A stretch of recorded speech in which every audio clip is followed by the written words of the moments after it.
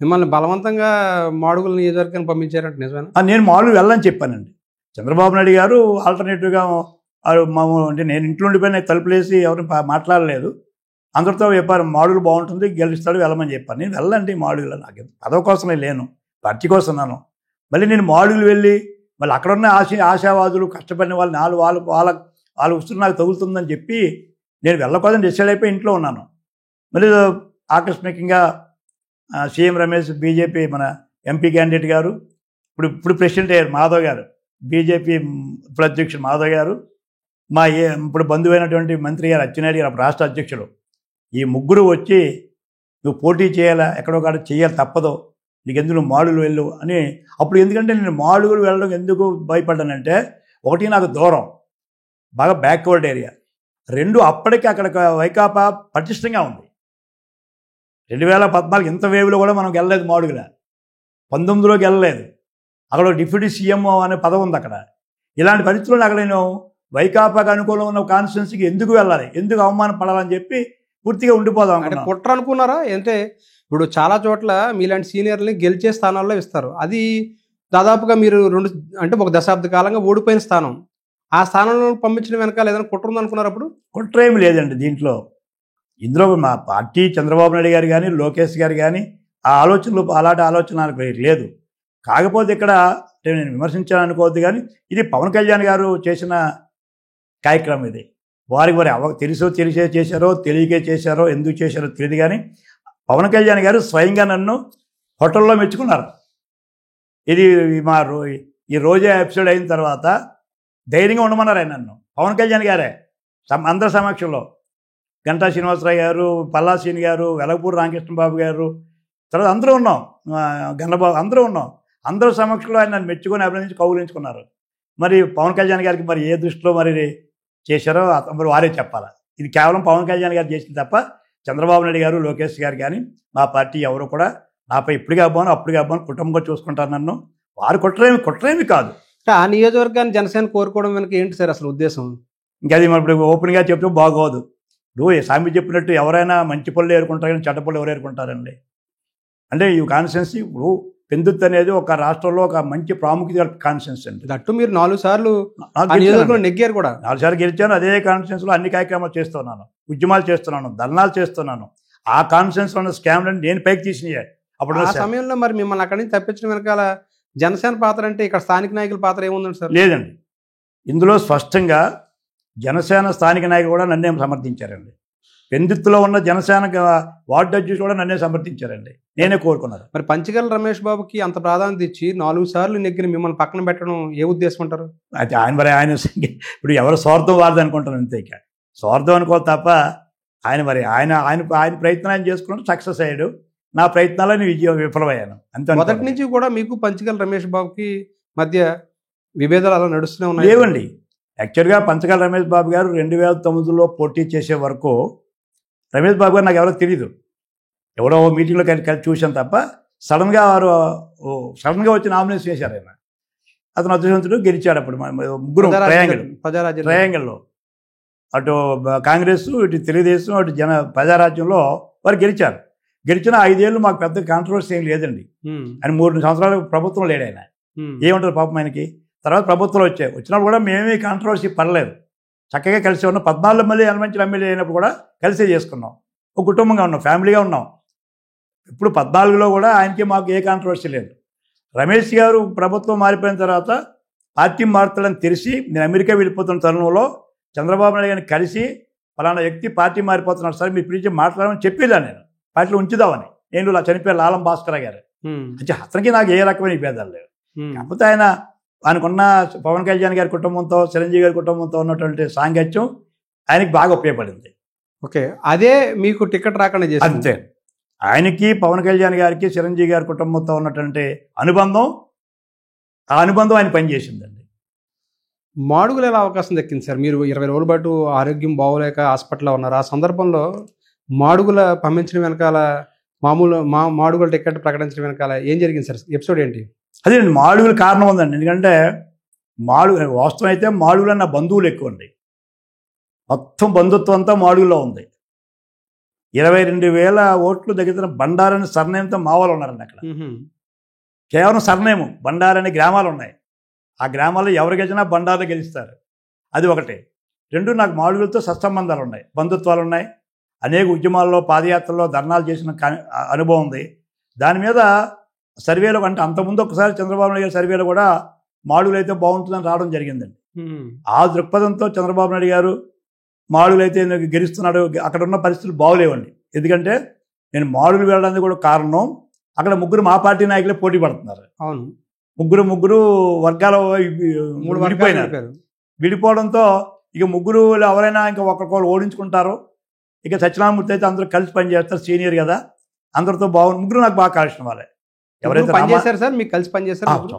రామనాయుడు గారు కానీ, పివిజి కుమార్ గారు కానీ, పైలి ప్రసాద్ గారు కానీ మనసా వాచ పూర్తిగా నాకు సంపూర్ణ మద్దతు ఇచ్చారు. నాకు గెలుపు కృషి చేశారండి. వారు ఏ రకమైన పొరపాటు చేయలేదు. మీరు ఆ నియోజకవర్గం అడుగుపెట్టినప్పుడు గెలుస్తానని అనుకున్నారా సార్? అసలు నేను టఫ్ ఫైట్ అనుకున్నానండి, చాలా కష్టం. సరే, పార్టీ ఒక టాస్క్ ఇచ్చింది, ఏదైనా అంటారు కదా, కష్టమైనప్పుడు కూడా దాన్ని మంచిగా తీసుకోవాలని చెప్పి అది ఒక రిస్క్ టాస్క్ తీసుకున్నానండి. చాలామంది నాకు చెప్పారు ఫోన్ చేసి, ఏమండి మీరు మాడుగులు ఎందుకు ఒప్పుకున్నావు సత్యనారాయణమూర్తి, మాడుగులు గెలుస్తాం అనుకున్నావేంటి, నీ లైఫ్ ఎంతో మంచి లైఫ్, మంచి పేరున్న వాడివి, ఇప్పుడు అక్కడ వెళ్ళి ఓటమి చెందావు అన్నట్టు ఎందుకు తీసుకొని వస్తున్నావు, వద్దని నాకు సజెస్ట్ చేశారు. సర్వేలు బాగోలేవు అక్కడ, మరి వైకాపా బాగా మద్దతు ఉంది అక్కడ, నువ్వు అనవసరంగా వెళ్తున్నావు, నా మాటిని నువ్వు ఉండిపో, తర్వాత ఏదో చేస్తారు చంద్రబాబు నాయుడు గారు, నువ్వు పార్టీ విధేయుడు, ఎటు వెళ్ళవు, ఏ పార్టీకి వెళ్ళవు. నాకు ఆఫర్లు వచ్చాయి, పార్టీల ఆఫర్లు, అవి కూడా చాలా చెప్తాను మీకు. అప్పుడు ఆఫర్లు వచ్చినప్పుడు వెళ్ళలేదు, అంచేత వెళ్ళొద్దన్నారు. కానీ అధిష్టానం నేను ఎప్పుడైనా మొట్టమొదటి నుంచి ఈ రోజు కూడా మీ రూమ్లోకి వచ్చినాక కూడా ఎప్పుడు చంద్రబాబు నాయుడు గారు తెలుగుదేశం పార్టీ మాటలు చెవదాట్లేదండి. అర్ధరాత్రినప్పుడు పార్టీ ఆఫీస్ నుంచి పలానా చిత్తూరు వెళ్ళమంటే చిత్తూరు వెళ్ళిపోవడం అంతే నా పని, అమలాపురం అంటే అమలాపురం వెళ్ళిపోవడమే, ఎక్కడ వెళ్ళమంటే అక్కడ వెళ్ళడం నా పద్ధతి.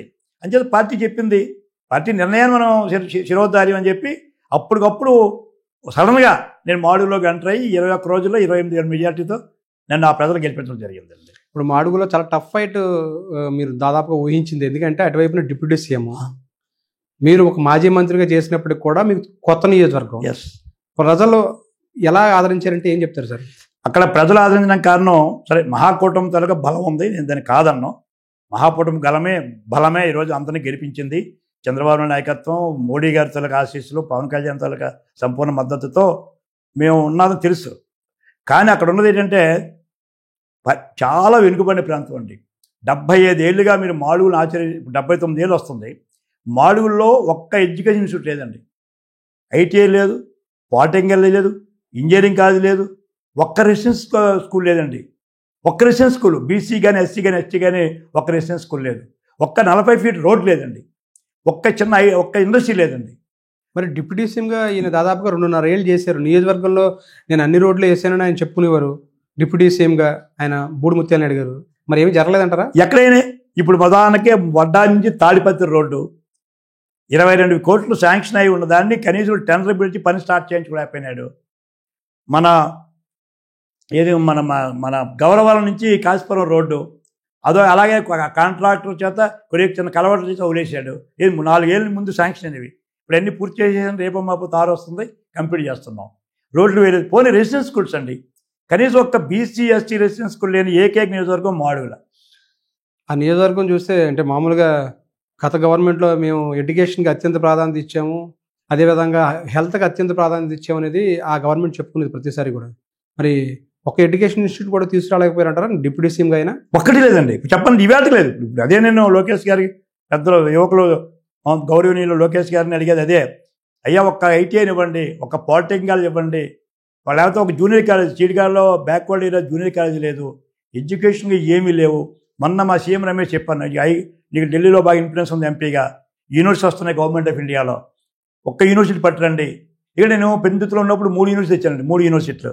పెట్రోలియం అండ్ ఎనర్జీ యూనివర్సిటీ నేను తీసుకొచ్చింది, పెట్రోలియం స్కిల్ డెవలప్మెంట్ నేను తీసుకొచ్చింది, ఎక్కడో గాలిలో ఉండిపోయిన మాల్టోన్ యూనివర్సిటీ స్టార్ట్ చేయించింది నేనే, లా యూనివర్సిటీని కంప్లీట్ చేసింది నేనే ఒక్క మండలంలో. అలాంటిది ఒక్క యూనివర్సిటీ తెమ్మని చెప్పాను. నేను కేంద్రీయ విశ్వవిద్యాలయం కేంద్రీయ మంత్రితో మాట్లాడి, కేంద్ర మంత్రితో మాట్లాడి కేంద్రీయ విశ్వవిద్యాలయం వస్తున్నాయి, ఒకటి తీసుకొస్తా అని చెప్పి సీఎం రమేష్ గారు మాట ఇచ్చారు. లోకేష్ గారు మొన్న పాలిటెక్నిక్ కాలేజ్ అడిగినప్పుడు మంత్రి గారు, ఐటీ మినిస్టర్ గారు, వారు కూడా ఒక రిపోర్ట్ కలెక్ట్ చేశారు. మాడుగుల్లో పాలిటెక్నికల్ ప్రపోజల్ వెళ్తూ ఉందండి. రెసిడెన్స్ స్కూల్స్ ఇంకా వస్తే 1 కానీ 2 కానీ తీసుకొని రావాలండి. ఇటీవల మహానాడులో మీరు చేసిన వ్యాఖ్యలు చాలా కలకలం రేపాయి. ఎమ్మెల్యేగా ఉన్నందుకు సిగ్గుపడుతున్నా అన్నారు. ఎందువల్ల అన్నారు సార్? ఏం లేదండి, ఇప్పుడు నేను 1 year అయింది బ్యాక్వర్డ్ ఏరియా కాన్స్టిట్యున్సీ. ఇప్పుడు ఎలా ఉందంటే విశాఖపట్నంలో కొన్ని కాన్స్టిట్యున్సీలు ఉన్నాయి. ఉదాహరణకి పెందుర్తి కానీ, భీమునిపట్నం కానీ, అనకాపల్లి కానీ అర్బన్ ఫండ్స్ బాగా వస్తున్నాయి. చాలా విఎంఆర్డీ కానీ, జిఎంసీ కానీ ఒక్కొక్క ఎమ్మెల్యేకి 50 కోట్లు 100 కోట్లు ఇస్తున్నారు ఇవాళ. సంతోషం, అది చాలా అభివృద్ధి అవుతుంది. నేనేమో నాకు విఎంఆర్డీ లేదు, అంటే అంత ఇచ్చే అవకాశం లేదు. జీవీఎంసీ లేదు, మాకున్నదంతా రూరల్ ఫండ్. ఇప్పుడు మాడుగులకి నాకు 3 కోట్లు ఇచ్చి, పెందుర్తికి అదే 3 కోట్లు ఇచ్చి, లేదా యనమంచిలికి అనకాపల్లికి అదే 3 కోట్లు ఇచ్చి, భీమునిపట్నంకి అదే 3 కోట్లు ఇస్తే మరి బ్యాక్వర్డ్ ఏరియాస్ ఎప్పుడు డెవలప్ అవుతాయి? కాన్స్టిట్యున్సీని బట్టి ఇవ్వాలి డబ్బులు. ఈక్వల్గా ఇస్తే ఎలాగా? అక్కడ 3 కోట్లు ఇవ్వకపోయినా అది 3 కోట్లు ఆఫ్టర్ ఆల్ వాళ్ళకి. ఏం చేత 100 కోట్లు వస్తున్నాయి ఇక్కడ నాకు 3 కోట్లే గొప్ప. నాకు అందరిలాగా 3 కోట్లు ఇచ్చారు. పోనీ అందరిలాగా ఇచ్చారా? మినిస్టర్స్కి ఏమో 7-8 కోట్లు ఇచ్చారు. తర్వాత ఇంకొంతమంది స్పీకర్లో, డిప్యూటీ స్పీకర్లో వాళ్ళకి 7-8 కోట్లు ఇచ్చారు. ఆ వేరియేషను నాకు బాధ అనిపించింది. సమానంగా ఇవ్వండి. ఎక్కడ ఏరియా డెవలప్ కావాలో చంద్రబాబు నాయుడు చెప్పారు ఎప్పుడో, మన సీఎం గారు పాపం బ్యాక్వర్డ్ డెవలప్ చేయాలన్నారు. మరి మంత్రులకేమో అది ముఖ్యమంత్రి గారిని ఫాలో అవ్వకుండా మేము పనిచేసుకుంటామంటే కొద్దిగా బాధ కలిగి ఆ మీటింగ్లో ఓపెన్ అయ్యాను. అంటే కాన్స్టిట్యున్సీ డెవలప్మెంట్ కోసం కేవలం నాకు బాధ అనిపించింది. ఆ గ్రామాలు చూసినప్పుడు, ఆ ప్రాంతం చూసినప్పుడు ఇప్పటికీ నాకు బాధ అనిపిస్తుందండి. చాలా మంచి ప్రజలు, మాడుగుల ప్రజలు, అమాయకులు నేను మోసగించలేను కదా ఒక ఎమ్మెల్యేగా. వాళ్ళకి ఎక్స్పెక్టేషన్స్ ఎక్కువ ఉన్నాయి. ఎలాగా? బండారు సత్యనారాయణమూర్తి చంద్రబాబు నాయుడికి అత్యంత ఇష్టడు, లోకేష్ గారికి బాగా తెలిసిన వ్యక్తి, మనకు ఫండ్స్ ఎక్కువ వస్తాయని ఆశించారు. ఇప్పుడు అక్కడ ఫండ్స్ నేను తేలేకపోతున్నాను, అందుకు నేను బాధపడుతున్నాను. అంటే ఫండ్స్ తేలేకపోయినప్పుడు, వాళ్ళ ఎక్స్పెక్టేషన్ లేనప్పుడు ఎలా ఉంటుందంటే అవమానంగా భావిస్తున్నాను. అందుకే ఆ మీటింగ్లో, పార్టీ మీటింగ్ కనుక నా బాధను వ్యక్తపరచుకోవడం జరిగింది. ఎమ్మెల్యేగా సంతృప్తిగానే ఉన్నారు సార్ ఏడాది కాలంగానే అక్కడ సంతృప్తి అంటే ఒకటండి, ఆరోగ్యం కొద్దిగా ఇబ్బంది పడుతున్నాను. ఎందుకంటే అవి మా పెందుతులాగా ఇంకోలాగో చాలా దూర గ్రామాలండి. ఒక మండలం నుంచి ఒక మండలం గంటకు 1.5 hours 2 hours పడుతుందండి. ఒక్కోసారి 4-5 గంటలకు భోజనం చేస్తున్నానండి. ఒక్కోసారి భోజనం కూడా ఉండలేదు. ఒకసారి ఇంచేదంటే ఆ దూరము ఏజెన్సీ ఉంది. ఈ వయసులో తిరగడం అంటే కొద్ది కష్టంగా ఉంది. యువకుడైతే పర్వాలేదు. అంటే ఎందుకు అడుగుతున్నానంటే, ఇప్పుడు ఏడాది పాలన మేము అందరూ సంతృప్తికరంగా అన్ని నియోజకవర్గాలు జరుపుకుంటున్నప్పుడు మీ నియోజకవర్గానికి ఏం చేశారని మిమ్మల్ని ప్రశ్నిస్తే మీ మనస్సాక్షికి మీరు ఏం చెప్తారు? అది చెప్పలేకపోతున్నాం కదా. ఇప్పుడు ప్రభుత్వ పరంగా ఏదైతే చంద్రబాబు నాయుడు గారు యాక్ట్ చేసిన 6 ఉన్నాయో, 6 ఫార్ములా ఉందో, 6 points ఉన్నాయో, భరోసా ఉందో, ఆ భరోసా వల్ల హ్యాపీగా ఉన్నాను. ప్రభుత్వ పరంగా, మా పార్టీ పరంగా కార్యక్రమాలు, సంక్షేమ కార్యక్రమాల కొరకు ప్రజలు సంతృప్తి ఉన్నారు, అందులో సందేహమే లేదు. కానీ ఎమ్మెల్యేగా మీరు సంతృప్తి? ఎమ్మెల్యేగా నేను ఇంకా సంతృప్తి చెందలేదు.